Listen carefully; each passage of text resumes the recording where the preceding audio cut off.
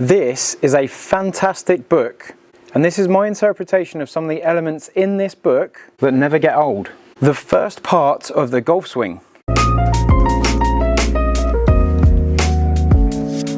If the golfer executes his backswing correctly, at the top of his backswing, his legs, hips, shoulders, arms and hands will be properly poised and interrelated to move with power and coordination into that climatic part of the golf swing, the downswing. So the first part of the backswing is to get ready for the downswing, which is the climatic part of the swing. And the things I would say about that is that when I'm teaching people, I generally don't really mind as much what happens in the backswing. I'm not as anal about the backswing, because if I get an absolutely perfect backswing, so say nothing is better than that, and I've got my knees in the right place, and I've got my hips in the right place, and I've turned my shoulders well, and I've hinged the club really well, and I've got to the perfect place at the top. So imagine I've got all of that in place.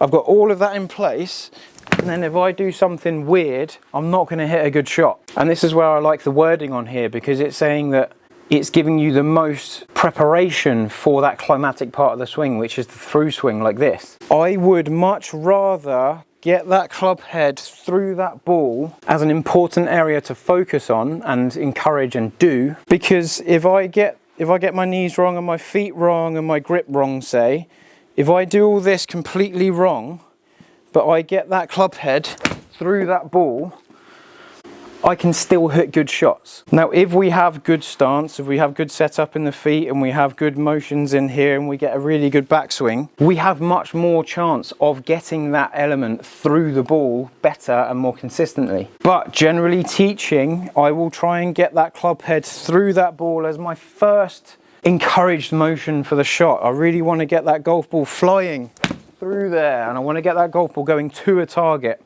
And then I'll put the other textbook bits into place to assist it, to make it more consistent, to make it more repeatable under pressure and when you're tired. Because it's those things that are going to throw you around and give you bad shots more likely. But if we lose that element of getting through the golf ball with the club head, we can make the game a lot harder than it needs to be. This is a really good bit. This is the waggle. We've got a back waggle and a forward waggle. So the back waggle is where you waggle the club backwards. We waggle the club that way. And then the forward waggle is where we waggle the club this way.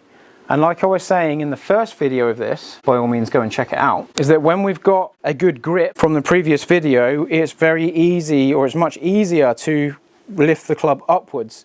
And if we're waggling the golf club this way, we're better prepared for the pressures in the grip that we need to get through the golf ball. And you see a lot of golfers on tour waggle the club, and you sort of think, oh, okay, yeah, they're waggling the club, great.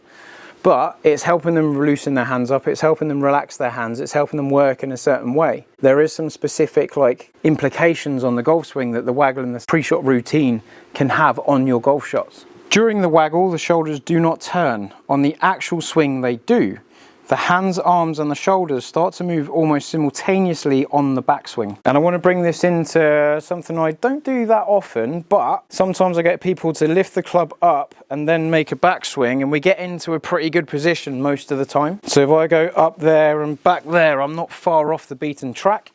If I get that same feeling in the hands as I do it, I get something very similar. So I feel that, and then I feel that same thing as I bring it back, and we get it all working in one piece. And it also falls in line with a little bit of a Ledbetter move that I saw Rory McIlroy doing the other day, where he's trying to bring the club head outside the hands, is trying not to let the club get behind him. And if you let the club get behind you, you tend to get a bit more of a hook. So when we do this, it does influence the quality of the shot and the direction of the shot, but it falls in line with that upward waggle when we take the club back. So there's loads of words. So on this, it's saying that on the backswing, the correct order of movements is hands, arms, shoulders, hips. In this sequence, the golfer is shown waggling, returning to address, and then swinging to the top of his backswing. Each drawing emphasizes the parts of the body which are actively functioning at that particular stage of the backswing. The diagram above each drawing denotes the relative amount of turn of the shoulders and hips at each of these progressive stages of the backswing. Now, this is good stuff to know and learn about and be aware of, but if you try and isolate all those bits in the backswing, you might get stuck. You might get mentally stuck, you might get physically stuck, because you're trying to do the swing in a 1, 2, 3, 4, 5 sort of thing, we can't do the swing like that. We can't get stuck in there. Our job is to propel the golf ball to a target. So this is something that I'd want to be aware of. But the main thing I would see here, and this is something that Luther Blacklock teaches quite a lot, is that he likes to get the left shoulder under the chin. If we get the left shoulder under the chin, then we've got pretty much a full backswing built in there. And to get the left shoulder under the chin, you've gone through all of these points on that picture to get to that stage. So we don't need to think of it in 4 steps. We can just do one big move to kind of get that idea built in. Because if I swing the club here and I don't get the left shoulder to get under my chin, I can't generate as much power, and I kind of have to use a bit of a sway to kind of help get the club back into the ball. If I get that left shoulder under the chin, I engage my core muscles a lot more and I get a lot more power through the ball. I get a very different quality of shot. So getting that left shoulder under the chin is a good thing to try and achieve. One of Luther's golden moves, which is probably from this, maybe. And here on page 78, this is a classic picture that is still true to this day, but he's got the line on page 79 going from the club through the sternum. Now I work on the sternum quite a lot. What's your sternum doing? How's it moving? And I get a lot of people talking about coming over the top in the golf swing. Now, coming over the top in the golf swing, I rarely see the club going back and actually separating from the body before it comes back in. I rarely see that movement. So to do that a bit closer, the swing comes back, I rarely see it pop out and come back down.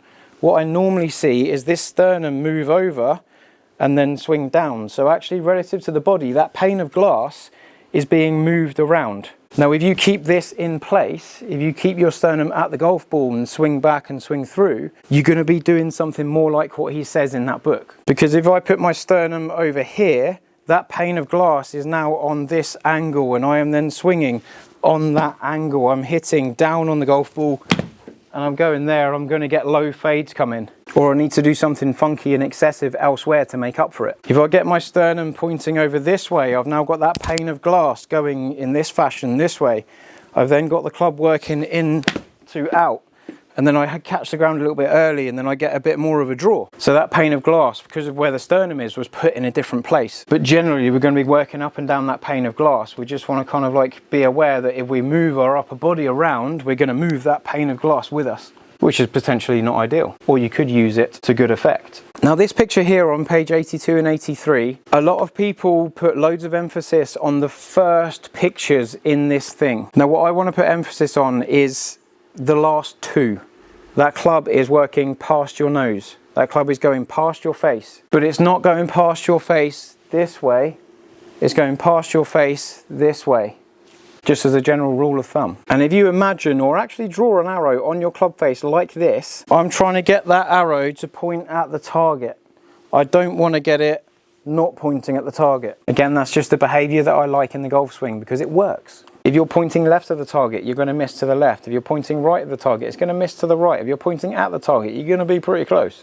But that is a pretty long chapter there, the first part of the golf swing. There's lots of elements in that part of the book. But again, just these things that we can learn about. By all means, go and buy the book if you want to, because there is a lot more depth in there. But jump in the comments. What do you think about these little different parts of the swings? What do you do? What have you done in the past? How have you kind of fixed different problems that you've had on the golf course? And jump on the next video and we'll talk about the second part of the golf swing.